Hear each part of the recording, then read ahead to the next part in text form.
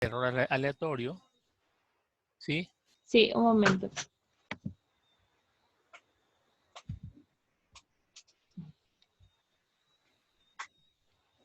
Y ahora sí. ¿Pero me escuchan todos? Lo voy a consultar en el grupo de la base.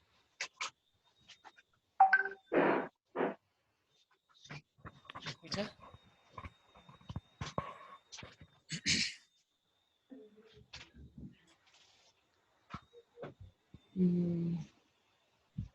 A ver, espere un momento, le voy a... ¿Empezamos? Sí, sí los escuchan, doctor. Ya. Entonces, cuando uno hace una investigación epidemiológica y va a medir las variables, se puede encontrar con algunos aspectos que son los errores. Un primer error, ambos son importantes. El error aleatorio, que es debido al azar, ¿no? Entonces, esto también se conoce como error de muestreo. Les vuelvo a repetir. Cuando hacen la encuesta, ¿quién va a ser la tendencia del voto para las elecciones? Ustedes ven que en las encuestas dicen que se ha encuestado a 1.500 personas y que eso es para todo el Perú. O sea, eso es importante. ¿Qué ha hecho? ¿Qué han hecho? Se han dirigido a todos los estratos, ¿no?, del Perú para que el error de muestreo sea lo menos posible, ¿no? Para que no exista ese error, nosotros tenemos que establecer una encuesta o un muestreo a nivel de todo el país para que de esta manera no tengamos este tipo de error aleatorio que es debido al azar. Y el otro error es el error sistemático, que también está en relación con el otro, que es el defecto en la selección de los participantes. Aquí voy a poner un ejemplo. Si el investigador quiere saber el grado de conocimiento acerca de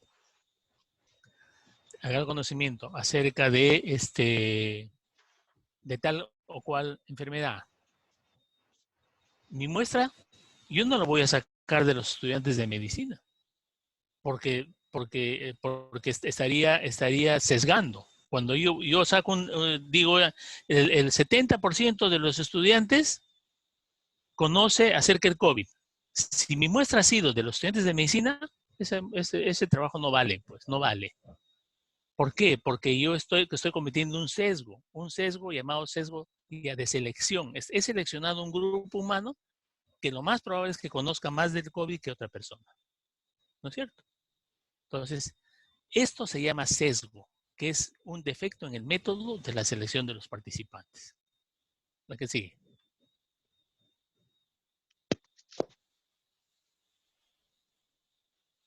Mientras tanto, le voy a poner otro ejemplo. Quiero saber si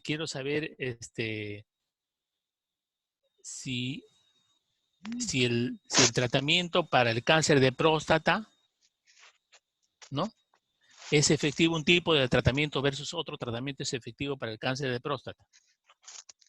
Yo tengo que buscar personas que tienen cáncer de próstata.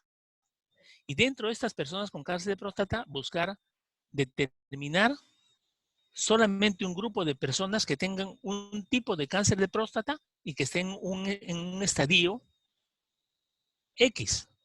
¿Por qué? Porque el cáncer de próstata tiene estadios. Hay estadios iniciales, hay estadios intermedios y hay estadios avanzados. Si yo quiero establecer un tratamiento para el cáncer de próstata, yo meto a los que recién están iniciando, a los que están en intermedio, a los que están ya por morirse, definitivamente mi resultado no va a tener valor. Entonces, si yo voy a establecer un tratamiento, tengo que establecer en un grupo determinado, porque si no, estaría cometiendo un error, ¿no es cierto? La que sigue. Que sigue. La que sigue. Y se clasifican en varios tipos, ¿no? El sesgo de selección, que ya más o menos les he hablado, ¿no?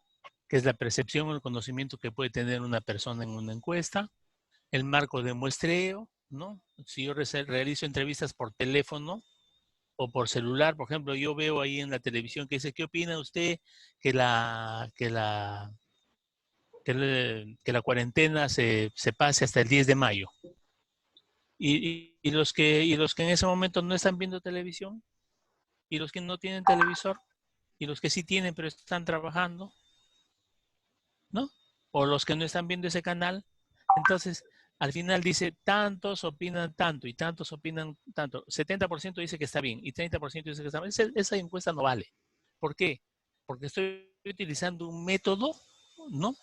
En este caso, vía Skype, o perdón, vía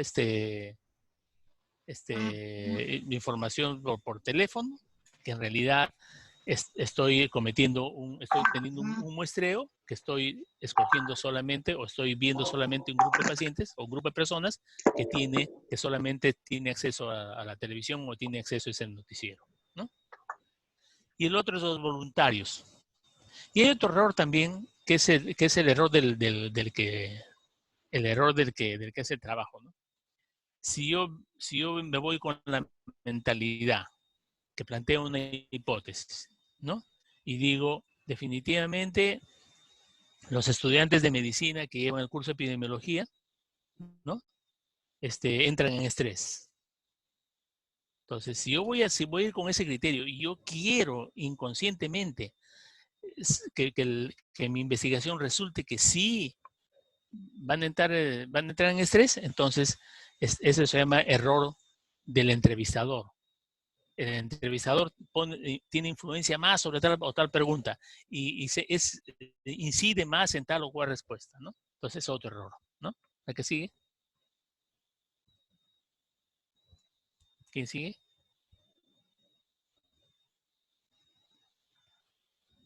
Y el otro es cuando utilizamos los instrumentos, por ejemplo, un aparato que esté malogrado, el esfigmomanómetro, ¿no?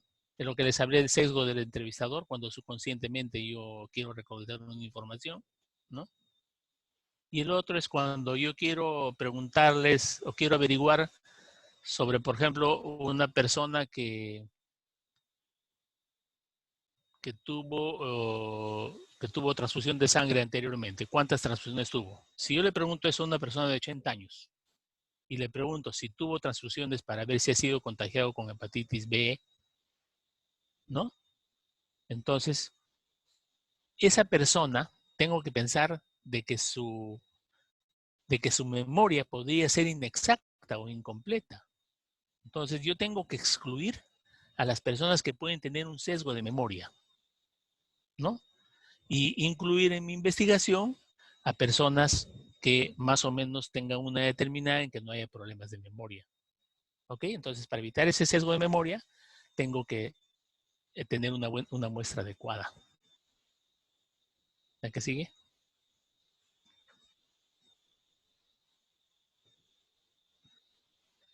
Y esto es lo que les dije, las variables de confusión, que sí es muy importante para todo. ¿Por qué? Porque las enfermedades son multifactoriales, ¿no? Y ya les expliqué lo de la gastritis y el alcohol, ¿no? Los que toman, fuman. Entonces, si yo no elimino, si yo quiero hacer una investigación si el alcohol por sí, por ejemplo, por cantidades, divido por cantidades el consumo de alcohol y quiero ver de los que consumen poco, mediano y alto consumo, que tengo que ver esas dimensiones bien, si es que están en relación al desarrollo de gastritis. Entonces, para yo poder tener un buen resultado, yo tengo que eliminar a aquellos que cuando toman, fuman. Entonces le digo, usted, cuando toma, fuma, no. Ok, tú entras a la investigación. Yo sí fumo, pero no. Solamente estoy viendo alcohol, nada más. Solamente quiero ver si el alcohol, nada más. Ya, ok. Otra variable de confusión, el ají. ¿Sabe qué? Yo ingiero cantidades de ají. No. Solamente quiero ver alcohol. Entonces, establezco una muestra tal que determina, al final de cuentas, si el alcohol de por sí, como variable, puede generar gastritis. Ahora, eso no significa que la variable, a veces es difícil eliminar una variable de confusión. Entonces, puedo poner yo, un grupo fuma, toma y fuma.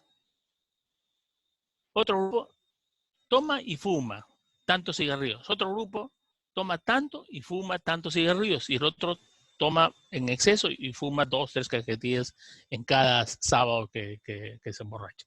Entonces, puedo establecer, meter esa variable de confusión y al final establecer si existe o no asociación. No necesariamente voy a eliminar todas las variables de confusión, ¿no?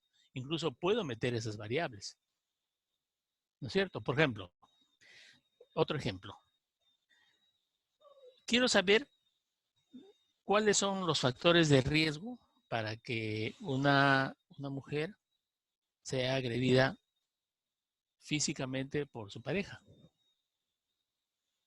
¿no? En primer lugar, tengo que establecer la variable pareja. ¿Qué es pareja? ¿Es su esposo, su conviviente, solamente su pareja ocasional, ¿no? ¿O solamente un amigo? ¿No? Entonces, tengo que establecer mi variable pareja. Y establezco mi variable pareja y digo ya, solamente voy a poner casada o conviviente, que es casi lo mismo, ¿no? Y dentro de las otras variables, ¿no? Que son, que es, por ejemplo, que le pateó, que le insultó, que la ofendió, etcétera, etcétera, ¿no? Que la jaloneó, que la quiso ahorcar, ¿no? Entonces yo puedo meter todas esas variables y ninguna puede ser de confusión. Y al final, por cada uno, yo mido. Cada uno mido qué tanta influencia tiene el que la patee o no la patee digamos, su pareja, para que es la violencia psicológica, para que la violencia psicológica se haya establecido, ¿no es cierto? Entonces, y al final, todas esas variables que yo analizo, cada uno como factor de riesgo, hay una prueba que se llama regresión. Una prueba que se llama regresión logística. Y esta prueba de regresión logística que la aplico, y esa prueba me va a dar cuál de los factores esto tiene más valor. ¿Ok? La que sigue, creo que es la última. ¿Pase? Y este es un ejemplo, ¿no? De otro ejemplo del asbesto. Causa cáncer de pulmón, pero cuando yo quiero establecer si el asbesto causa pulmón, tengo que eliminar el fumar cigarrillos, porque el fumar cigarrillos también produce cáncer de pulmón. Otro ejemplo de variable de confusión. ¿Terminó? Sí, doctor, ya terminó. Esa sería la última ¿Preguntas? diapositiva. Y ahora voy a ver el chat ¿Alguna pregunta? si hay alguna pregunta. Chicos, si tuvieran Yo alguna veo pregunta. que no hay preguntas en el chat. No me...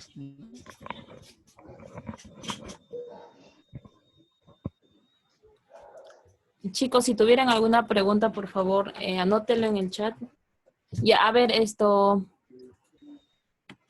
para la Dice, compañera. cuando se habla de variables independientes y dependientes, ¿pueden ambas tomar valores subjetivos en una investigación? Ya, cuando se habla de variable independiente y dependiente, ¿pueden ambas tomar? No, lo que pasa es que hay que tratar de eliminar el valor subjetivo. Pues, o sea, ¿qué es algo subjetivo? Es algo que no se puede palpar, que no se puede medir. Por ejemplo, yo le puedo decir a alguien, te quiero, o eres bonita. Entonces, ¿cómo mido la variable bonita? Bonita para mí puede ser cierta característica y por decirte, para Ricardo Rivas puede ser, es muy subjetivo el establecer qué es lo bonito, qué es lo feo. ¿Aló? Sí, acá está, doctor. Entonces, eso es lo subjetivo. Mucho influye en lo subjetivo la manera de pensar, la cultura de las personas. pero sí yo puedo, yo lo puedo, si voy a hacer una investigación, tengo que tratar de ser lo más objetivo posible, ¿no?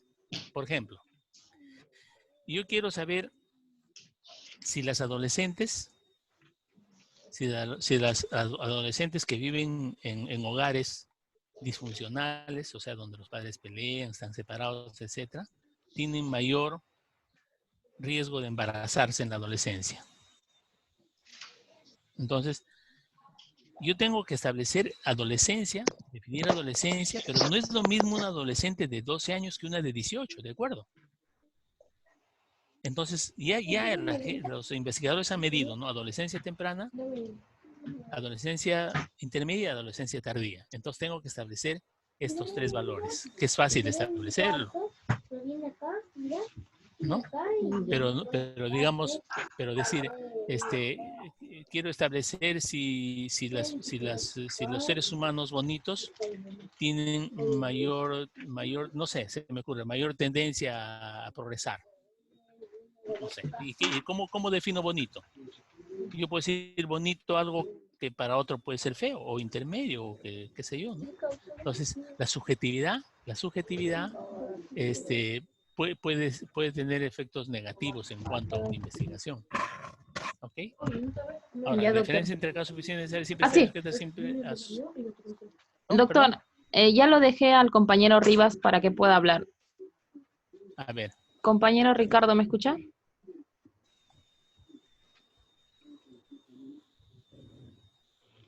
Ricardo, ¿me escuchas?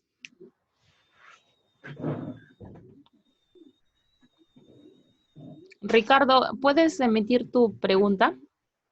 Está aquí en el chat. No me escucha, dice. Y en el chat está. No te escucha. No, pero bueno, su pregunta es, ¿la diferencia entre causa suficiente y necesaria siempre estaría sujeta a siempre a sus factores? No le entiendo muy bien la pregunta, pero voy a volver a explicar esto, ¿ya? Ya. Causa necesaria significa un factor o una condición que de todas maneras tienes que estar presente para que se produzca el efecto. En otras palabras, esta condición o esta situación necesariamente tiene que estar para que se desarrolle la enfermedad. En otras palabras, la presencia del virus del papiloma humano en el cuello uterino de la mujer tiene que estar allí. El virus, el cuello tiene que haber sido infectado el virus para que se desarrolle el cáncer de cuello uterino. Pero no todas las mujeres que tienen el virus desarrollan cáncer de cuello uterino. ¿Por qué? Porque esta es causa necesaria, pero no suficiente. Entonces, para que se desarrolle el cáncer de cuello uterino, tendrían que haber otros cofactores, como por ejemplo el tabaquismo, la inmunosupresión, múltiples parejas sexuales, infección por clamidia, infección por herpes, pobreza, etc. No sé si se habrá entendido. Que contesten por mensaje. Sí, ya se entendió, dice el doctor.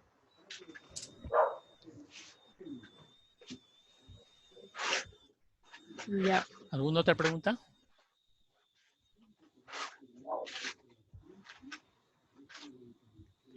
Sí, para el compañero Orestes. Acá está, acá está.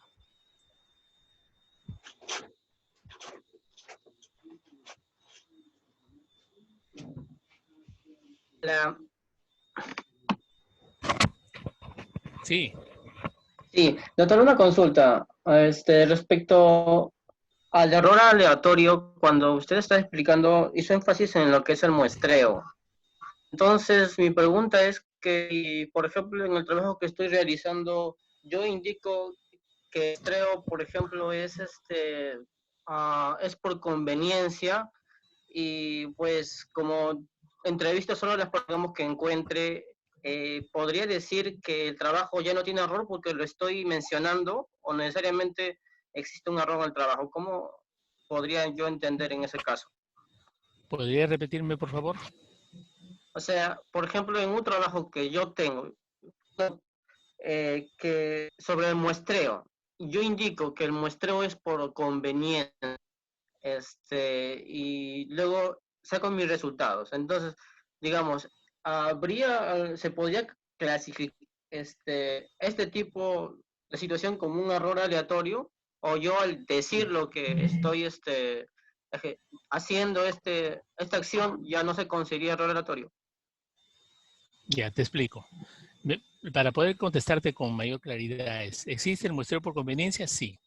Ahora, ¿qué trabajo estás haciendo? No sé, Para poder imaginemos ser más explícito. uno descriptivo, por ejemplo. Ya, en el descriptivo casi no tiene, pues, los trabajos descriptivos no tienen la posibilidad de inferencia.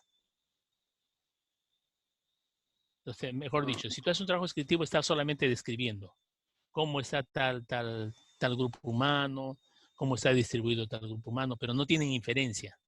O sea, lo puedes comparar con otros para decir, por ejemplo, ¿no? En el Perú, por decirte, el cáncer de ovario hereditario está entre 5 a 10%. Esa es la estadística mundial. ¿Por qué algunos han encontrado 5 y otros 10? ¿Por qué? Porque este grupo humano, este grupo de investigadores hicieron la investigación en un lugar determinado y encontraron 5%. Los otros encontraron a 8 y otros encontraron 10, ¿no? Entonces, el que encontró 5 dirá, ¿no? En Gran Bretaña, las mujeres que tienen cáncer de ovario hereditario están alrededor del 5%. En las japonesas dirán, en Japón se encontró que el cáncer de ovario hereditario está en 7%. Entonces, cuando tú estás comparando, entonces llegas a un máximo y un mínimo y dices, llegas a una conclusión y dices, el cáncer de ovario está en el rango, el hereditario está en el rango de 5 a 10%, ¿no? Para eso te sirve un trabajo descriptivo. O por decirte, ¿no? Tú dices, en la zona de San Juan de Lurigancho, en un estudio se encontró que en el Hospital Hipólito Unanue llegan personas infectadas con tuberculosis mayormente de San Juan de Lurigancho en un 40%, del Agustino en 30%, de Santa Anita 10%. Entonces, tienes ese trabajo, ¿no? Si yo hago el mismo trabajo en el Hospital de Huaycán, que está al este, ¿no? Entonces, el mismo. Al hospital de Huaycán llegan pacientes con tuberculosis procedentes de Huaycán en 90%.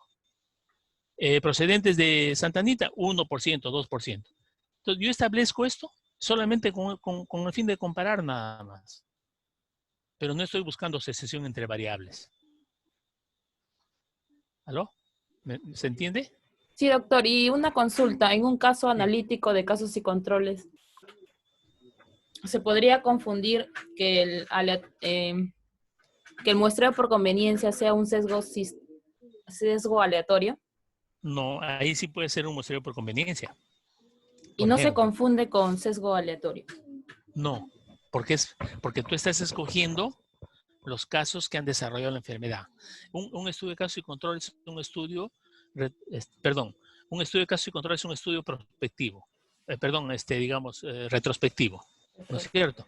O sea, buscas las pacientes enfermos, ¿no? Los pacientes que están enfermos y algunos factores anteriores a la enfermedad que estén asociados al desarrollo de esta enfermedad, ¿no es cierto? Ya, por ejemplo, tú tienes una lista de personas que a la fecha tienen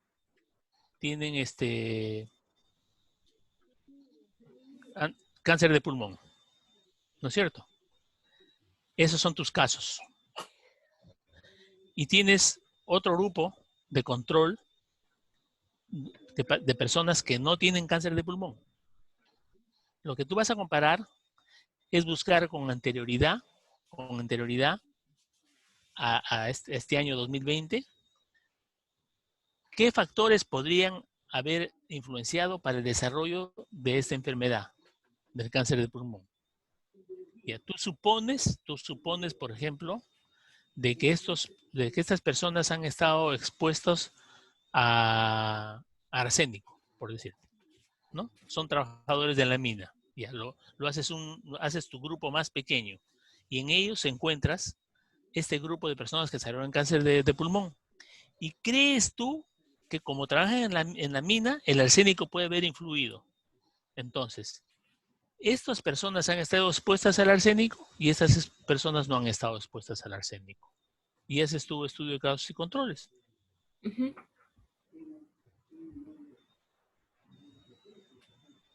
Pero ya tú estás por conveniencia estableciendo tu muestra, ¿no? Claro. Pero el estudio se vuelve un poco menos confiable, Menos por que. así decirlo.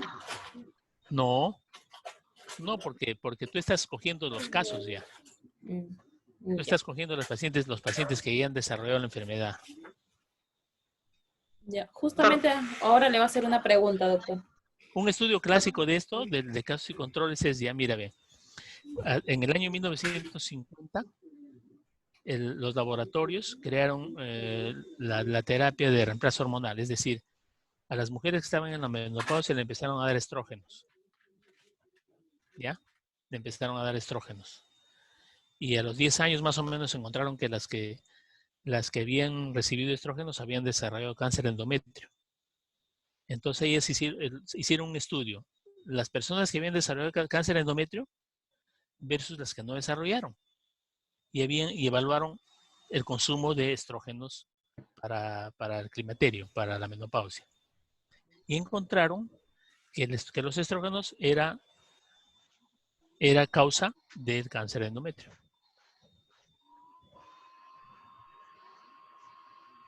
Entonces, ¿qué hiciste ahí? Tu muestra fue por conveniencia. ¿Me Mm, escuchan? Sí, sí. Doctor, ahora le voy a preguntar el compañero Campuzano.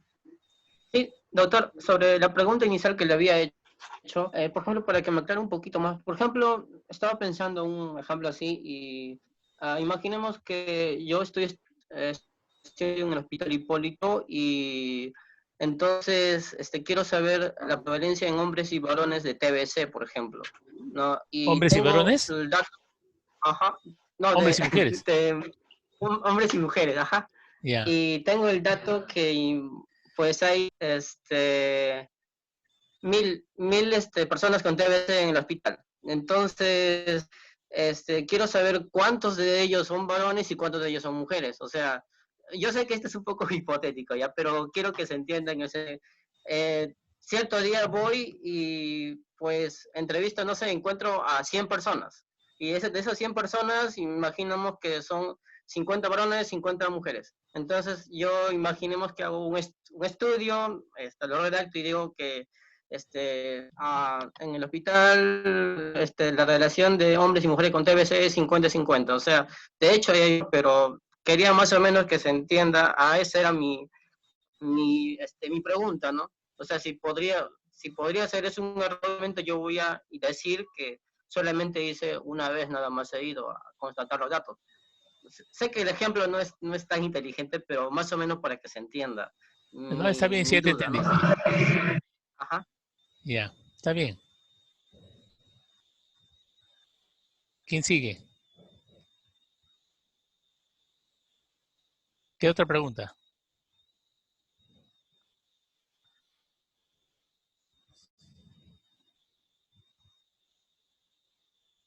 Rosa. ¿Me escucha, doctor? ¿Sí, otra pregunta?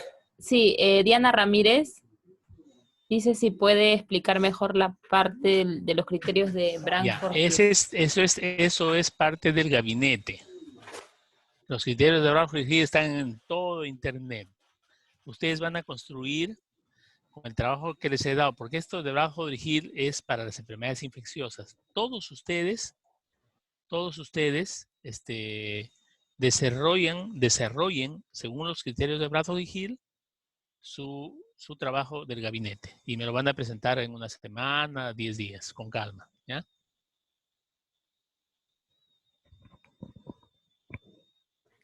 Ya, doctor, ¿podría explicar la tarea de los gabinetes? Ya. La tarea de los gabinetes consiste en lo siguiente.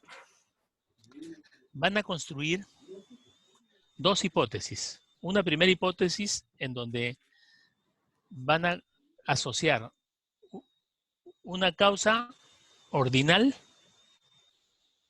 ¿sí? Que tenga una variable ordinal y un efecto que tenga variable ordinal de una enfermedad, se supone, o de lo que ustedes quieran. Y la otra hipótesis que van a asociar una causa nominal con un efecto ordinal. ¿Está claro eso? Solo variables cualitativas. Por eso, nominal y ordinal. y ordinal.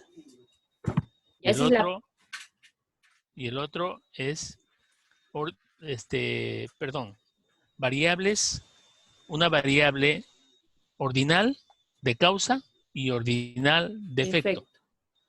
Una variable, una hipótesis con una variable nominal con un efecto de efecto y otro ordinal. de causa nominal. Ah, ya. ¿Sí? Ya, esa es la primera Dos pregunta hipótesis. del gabinete. Pueden inventar si quieren cualquier cosa, ¿no? Yo no tengo ningún problema. Pero que tenga esa connotación. Ya, esa sería la primera pregunta. Dos hipótesis. De su tema, perdón. Ah, ya. Sí, sí, continúe. De su tema que se les ha dado como gabinete, ustedes van a adecuarlo a Bradford y Hill. Esa sería la segunda pregunta. Ya. Sí. La primera pregunta son las dos hipótesis y la segunda pregunta es de Bradford Hill acorde al trabajo de revisión bibliográfica de cada grupo. Así es. Ya. Ya, doctor, eso creo que sería todo. Ah, es que el tema de investigación es de acuerdo a cada grupo, chicos. Cada grupo son como 7 grupos o más, creo. Cada uno tiene su tema de investigación. Algunos la tocó dengue, a otros TBC, a otros coronavirus y entre otros. Así es. Y de acuerdo a ese tema de enfermedad, van a hacer su modelo de Bradford y Hill. Y cada parámetro que usa Bradford y Hill para eso. Respondiendo, cada parámetro que usa, ustedes lo van a responder mediante un artículo científico o lo que ustedes no lo sustenten. Así es. Vamos a fijar la próxima clase. La próxima clase necesita más ejemplos, definitivamente. Si no, no se va a entender. Ya.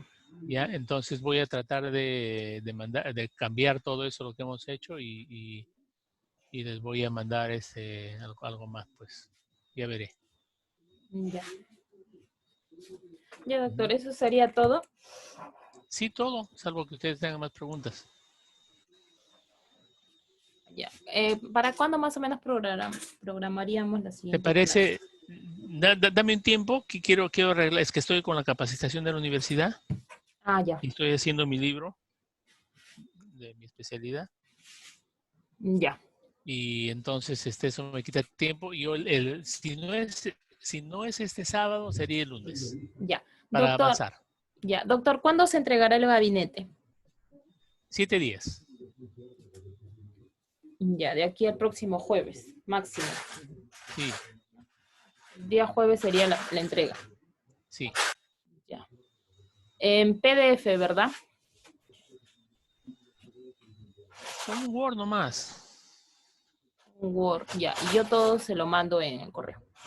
En Word me envías,